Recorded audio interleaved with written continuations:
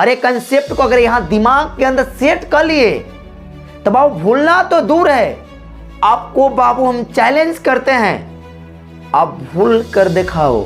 और यह वीडियो आपके क्लास 10th के एग्जाम के लिए सबसे इम्पोर्टेंट वीडियो है और इस वीडियो को जितना से जितना हो सके क्लास 10th के ग्रुप में सभी के सभी जगह शेयर करने का प्रयत्न कीजिएगा।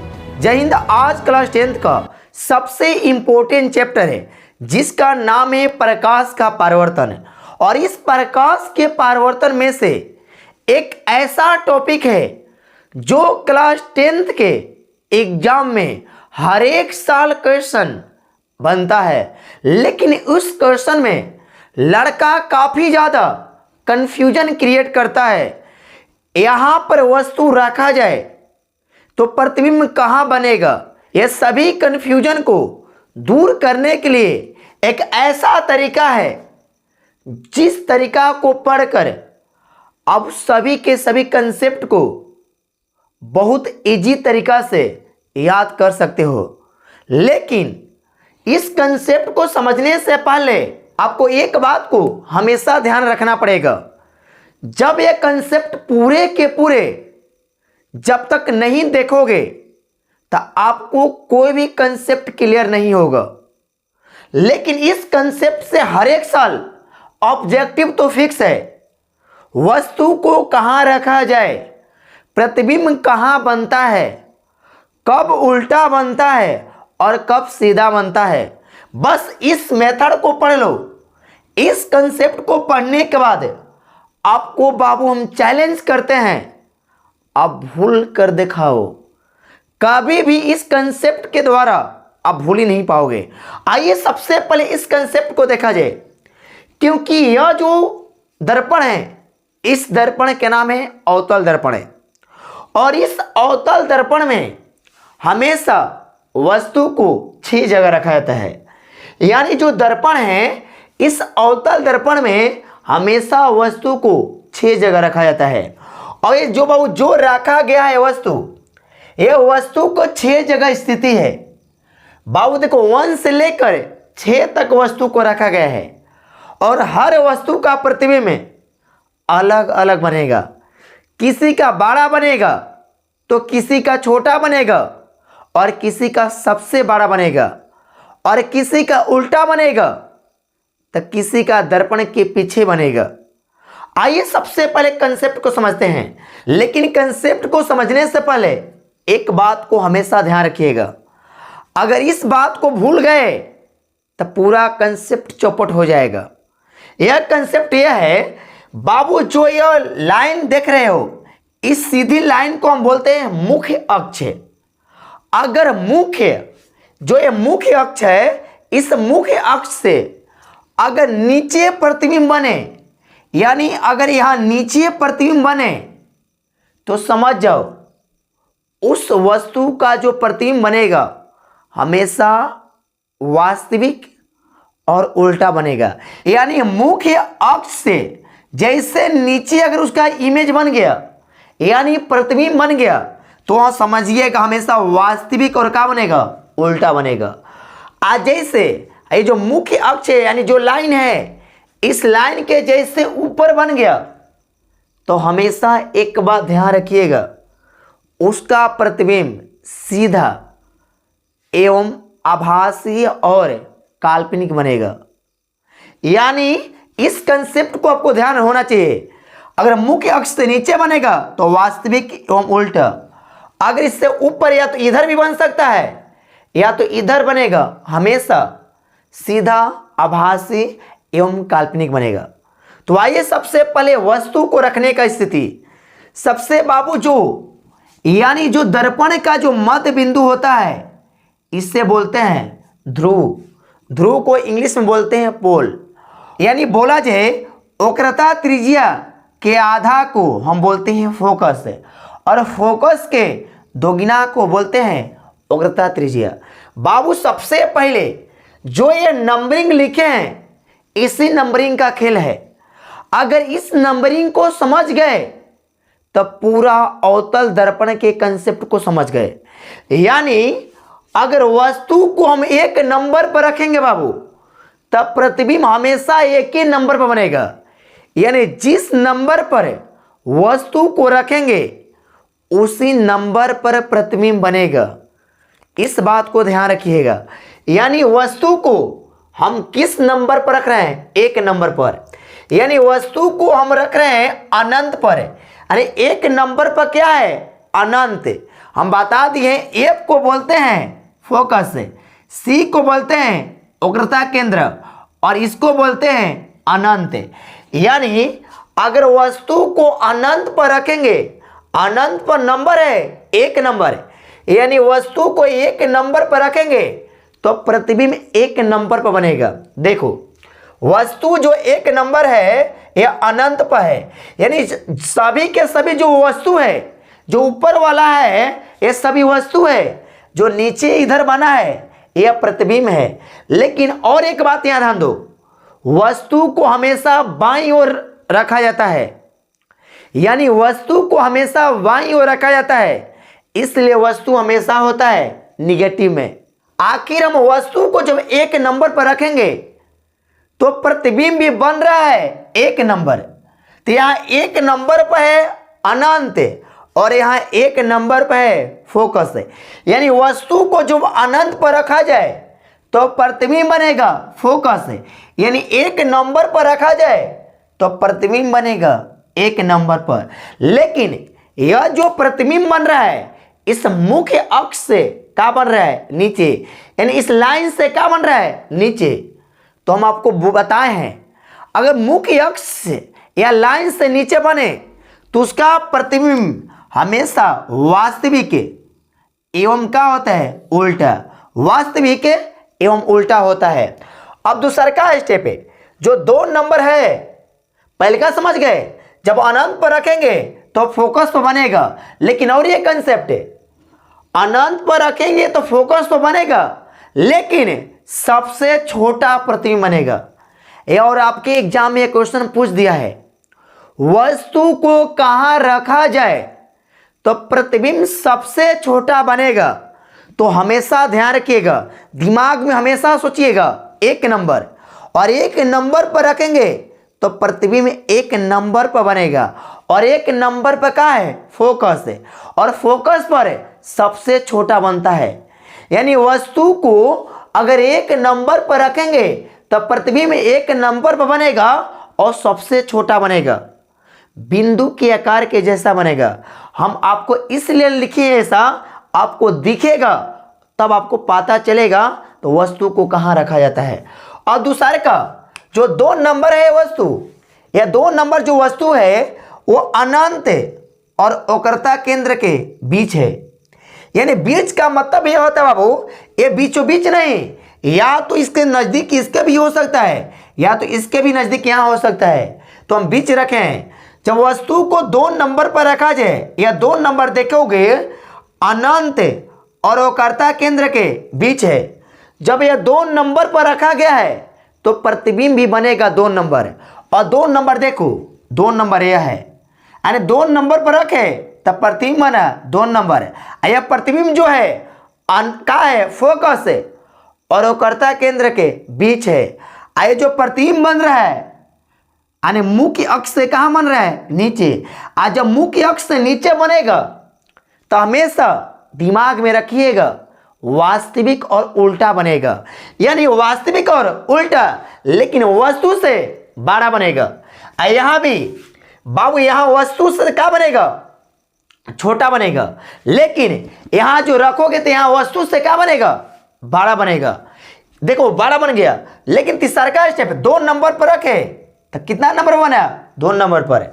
और मुख्य अक्ष से नीचे है, इसलिए वास्तविक एवं क्या बनेगा? उल्टा, और वस्तु से बड़ा बनेगा। अब बताइएगा यह प्रतिबिंब बाबू देखिएगा वस्तु कितना नंबर पर है? तीन नंबर। जब वस्तु तीन नंबर पर है तो इसका भी प्रतिबिंब में तीन नंबर पर बनेगा। बाबू ये कंसेप्ट सबसे तरीका इजी है। इस तरीका से आप चुटकियों में इस सभी के सभी 6 स्थिति को याद कर लोगे। लेकिन जहां इधर उधर दिमाग लगाओगे तो सभी के सभी कंसेप्ट को कहाँ कर जाओगे, भुला जाओगे। अगर वीडियो अगर एक बार ना समझ में आए तो 2 बार 3 बार इसको रिपीट करो, आखिर क्यों नहीं समझ में आएगा। और यह वीडियो आपके क्लास 10th के एग्जाम के लिए सबसे इंपॉर्टेंट वीडियो है। और इस वीडियो को जितना से जितना हो सके क्लास 10th के ग्रुप में सभी के सभी जगह शेयर करने का प्रयत्न कीजिएगा। और यह कंसेप्ट हर लड़के हर लड़की को आना चाहिए, क्योंकि यह कंसेप्ट से हमेशा क्लास 10th में हर एक साल बाबू ऑब्जेक्टिव क्वेश्चन बनता है। और इस कंसेप्ट से आप ये भी कह देगा, इस कंसेप्ट से ये भी कह देगा बाबू इसके बारे में तो कब इसका फोकस निगेटिव होगा, क्यों निगेटिव होता है, इस सभी बता दोगे। आप बता दिए 3 नंबर पर रखे तो कितना नंबर बना, 3 नंबर। यानी जब वस्तु को हम 3 नंबर पर रखेंगे तो प्रतिबिंब भी कितना नंबर बनेगा, 3 नंबर। तो 3 नंबर देखिए कहाँ है, सी, और सी को बोलते हैं वक्रता केंद्र। जब सी अगर 3 पर रखे यानी सी पर बना, जब 3 पर रखे पे तो इसका भी प्रतिबिंब में 3 पर बना, यानी जहां रखे उसी के नीचे यानी उसी के सामने बना। यानी जितना वस्तु का लंबाई होगा उतना ही प्रतिबिंब का लंबाई होगा। यानी ये 3 नंबर है और 3 नंबर पर प्रतिबिंब बना है।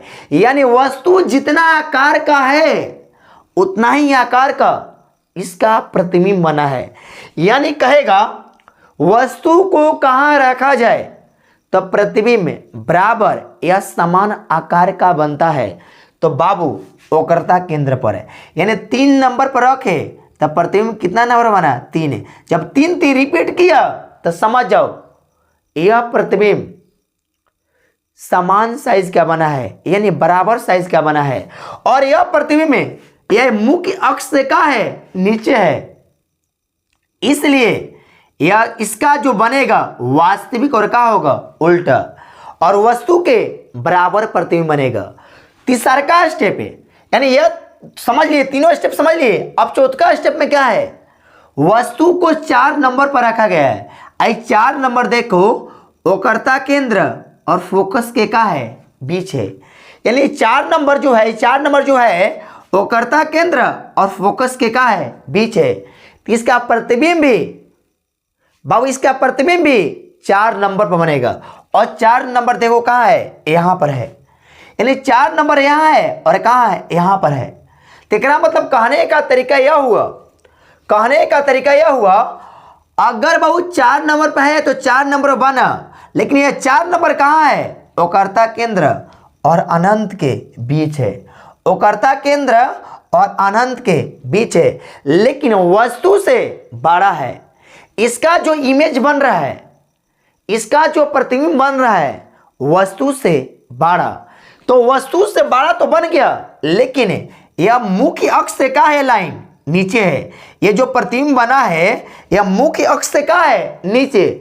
और जब मुख्य अक्ष से नीचे होगा तो समझिएगा हमेशा वास्तविक और उल्टा बनेगा। हमेशा क्या बनेगा, वास्तविक और उल्टा। और 5 नंबर जो है बाबू, जब वस्तु को जब 5 नंबर पर रखेंगे तो फिक्स है प्रतिबिंब कितना नंबर पर बनेगा, 5 नंबर पर बनेगा। और 5वां नंबर देखो सीधा कहाँ है, यहाँ पर है। यानी 5 नंबर पर रखे वस्तु को तो प्रतिबिंब कितना नंबर पर, 5 नंबर पर। और 5 नंबर का है, फोकस है। और 5 बन रहा है, इसका नाम क्या है, अनंत है। तो वस्तु को फोकस पर रखा जाए तो प्रतिबिंब में अनंत पर बनेगा। और सबसे क्या बनेगा, बड़ा बनेगा। और यह मुख्य अक्ष से नीचे है, इसलिए यह वास्तविक और क्या होगा, उल्टा। यानी 5 केस में, अवतल दर्पण के 5 केस में वास्तविक और उल्टा बनता है, और 1 केस में सीधा आभासी बनता है। तो बाबू 5 देखिए, जब 5 नंबर पर रखा गया तब प्रतिबिंब में 5 नंबर पर बना और सबसे बड़ा बना। और कैसा बना, वास्तविक और उल्टा बना। अब 6वां स्टेप है, और 6 स्टेप में यह है जो वस्तु को फोकस है और ध्रुव के जब बीच रखा गया, फोकस और ध्रुव के कहां रखा गया, बीच रखा गया। तो इसका प्रतिबिंब दर्पण के पीछे बनता है, यानी कहेगा वस्तु को कहां रखा जाए, जिसका प्रतिबिंब दर्पण के पीछे बनता है तो हमेशा ध्यान रखिएगा वस्तु को रखा जाता है फोकस और ध्रुव के बीच। तो इसका प्रतिबिंब दर्पण के पीछे बनता है। लेकिन बाबू यह मुख्य अक्ष से कहां बन रहा है, ऊपर। आज जब यह मुख्य अक्ष से ऊपर बनेगा तो हमेशा ध्यान रखिएगा वह होगा सीधा कोमा आभासी एवं क्या होगा, काल्पनिक। तो सीधा और आभासी प्रतिबिंब कब बनता है, जब वस्तु को फोकस और पोल के बीच रखा जाए तो इसका प्रतिबिंब दर्पण के पीछे बनता है। लेकिन सबसे बड़ा नहीं, सबसे बड़ा फोकस पर, और फोकस के बाद सबसे बड़ा जो स्थान आता है फोकस और ध्रुव के बीच आता है। आप बाबू समझिएगा। लेकिन यह जो बना सबसे बड़ा नहीं, लेकिन एक बात और ध्यान रखिएगा, ये 6 कंसेप्ट समझा दिए, शॉर्ट रिवीजन समझिएगा। अगर बाबू अनंत पर रखेंगे यानी 1 नंबर पर रखेंगे तब प्रतिबिंब 1 नंबर पर बनेगा, और 1 नंबर पाता है कहाँ है, फोकस से, और सबसे छोटा, यानी आपको ऑब्जेक्टिव एक भी इससे ना फंसेगा, क्योंकि आपको कंसेप्ट क्लियर। बस इसको इमेज बना लो माइंड के अंदर। देखो 1 2 3 4 5, इधर 5 है, एका है 6। आज 6 जो प्रतिबिंब बन रहा है, 6 नंबर जो बन रहा है वो कहां बन रहा है, दर्पण के पीछे। कहेगा देखिएगा सबसे छोटा कहेगा तो अनंत पर रख दो, आज सबसे बड़ा कहेगा उसका उल्टा कर दो, फोकस पर रख दो, बस सेम है। लेकिन कहेगा अवतल दर्पण के फोकस दूरी हमेशा क्या होता है, ऋणात्मक है। कहेगा अवतल दर्पण का चिन्ह परिपाटी के बारे में बताएं। चिन्ह परिपाटी क्या होता है, अगर बाबू वस्तु देखिए अवतल दर्पण में वस्तु को हमेशा बाएं की ओर रखा जाता है, यानी लेफ्ट की ओर रखा जाता है, इसलिए क्या होता है, यू क्या होता है, ऋणात्मक है। लेकिन अवतल दर्पण है का अगर कह देगा फोकस दूरी, फोकस दूरी अगर कह देगा ये भी क्या होता है, ऋणात्मक है। फोकस दूरी कहेगा तो ये भी क्या होता है, ऋणात्मक है। अगर कहेगा वह कौन सा दर्पण है जो सीधा, बराबर और वास्तविक तीनों प्रकार का प्रतिबिंब बनाता है, तो बाबू होगा अवतल दर्पण है। और अवतल दर्पण या कहेगा अवतल लेंस का फोकस दूरी हमेशा क्या होता है, ऋणात्मक होता है। इस सभी के सभी कंसेप्ट को समझा दिए। लेकिन यह कंसेप्ट बाबू देखने में है इतना इजी,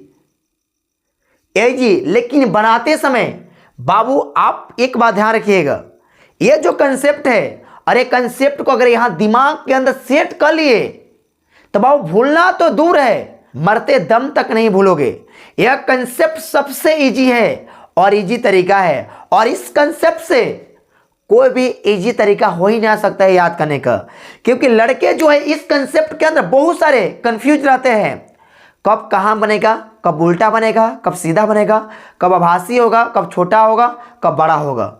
इस कंसेप्ट में ऐसा बहुत कुछ है, खास चीज ना है, लेकिन इस कंसेप्ट को इतना बेहतरीन तरीका से समझा दिए जो आप इस कंसेप्ट को कभी भी नहीं भूलोगे। क्योंकि ये कंसेप्ट आपके 11th 12th और क्लास 10th तीनों में काम करेगा, और अगर कंपटीशन में जाओगे वहां भी काम करेगा। सभी जगह ये जो कंसेप्ट है इस सभी के सभी जगह मान्यता इसका क्या है, बराबर है। और आपको जितना सपोर्ट होगा बाबू उतना करिएगा, और इस वीडियो को जितना से जितना हो सके बाबू क्लास 10th के ग्रुप या 11th 12th का ग्रुप के अंदर शेयर कर दीजिएगा। यानी हर एक ग्रुप के अंदर जितना भी होगा इस वीडियो को शेयर करने का प्रयत्न करिएगा। जय हिंद दोस्तों, आज के लिए इतना ही, और ऐसा बहुत सारे कंसेप्ट को लाएंगे जो आपके क्लास 10th के एग्जाम के लिए सबसे ज़्यादा एनफ हो।